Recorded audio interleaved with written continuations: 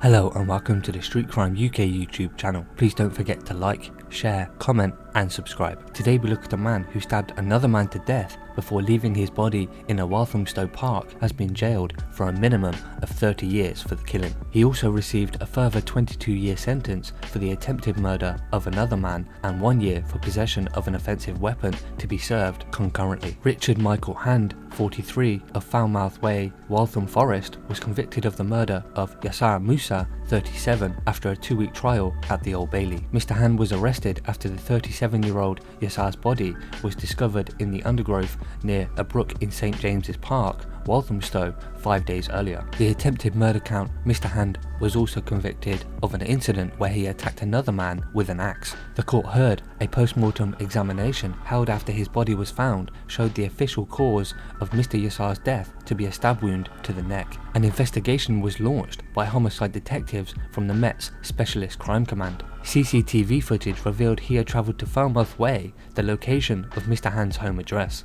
Mr. Yasar's phone records also showed he had spoken to Mr. Hand that day. After Mr. Hand was arrested, Mr. Yasar's bloodstained clothing was discovered in some communal bins outside the killer's home, as well as a bent knife and a substantial amount of cleaning material, including a number of bottles of bleach. The stench of bleach was also noticeably strong inside the home, where Mr. Yasar's DNA was found on a leather sofa. Officers were then able to charge Mr. Hand with Mr. Yasar's murder. At the time, Mr. Hand was on bail for the attempted murder of a 56-year-old man who he hit on the head with an axe at an address in Fort Rose Gardens, Brixton. The court heard how Mr. Hand, who was friends with the victim, had brought an axe down the back of his friend's head in a completely unprovoked attack. The victim in this attack suffered devastating injuries, including a fractured skull and 2 deep cuts to the back of his head, as well as a deep cut to his hand. Mr. Hand was arrested and charged with this offence, and he appeared in custody at Camberwell Green's Magistrates Court the following day. He was remanded into custody until he was released on bail after a hearing at the Old Bailey. DCI Lawrence Smith, the lead investigator, said, "Richard Hand is a dangerous man who has launched 2 unprovoked attacks on men